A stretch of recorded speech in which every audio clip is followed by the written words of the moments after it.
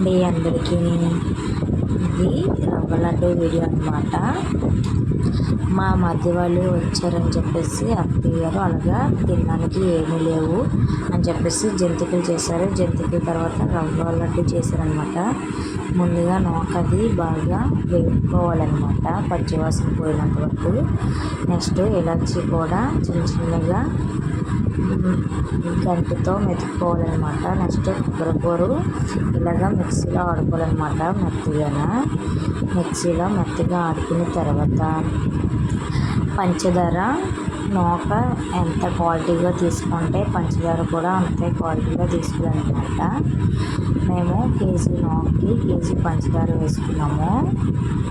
అలాగా ఇంట్లోనే తాజా నెయ్యి ఉన్నదన్నమాట. ఆ నెయ్యి వేసుకొని ముందు బాగా కలుపుకున్నాం అనమాట. బాగా కలిసిన తర్వాత కేజీ నూక వేసి వేపుకున్న నూక చల్లారిన తర్వాత వేసుకోవాలన్నమాట. ఇవన్నీ చేసుకున్న తర్వాత బాగా కలుపుకోవాలన్నమాట. లేకపోతే సరిగా బాగోదు, ఉండ అవుతుందో లేదో చూసుకోవాలి.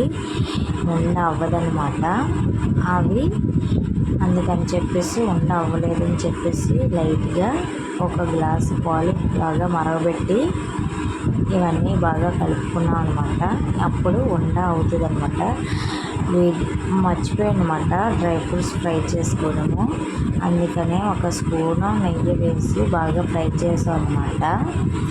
ఇవన్నీ చిన్న చిన్నవి కట్ చేసుకున్నాం అనమాట. ముందుగానే కిస్మిస్, జీడిపప్పు ఇవన్నీ చిన్న చిన్నవి కట్ చేసుకొని ఒక స్పూన్ నెయ్యి వేసి బాగా ఫ్రై చేసుకోవాలన్నమాట. ఇవన్నీ బాగా కలుపుకుని దాంట్లో జీడిపప్పు, కిస్మిస్ వేసుకొని ఏ సైజులో కావాలో ఆ సైజులో ఉండలు చేసుకోవడమేనండి. టేస్ట్ అయితే చాలా బాగుంది.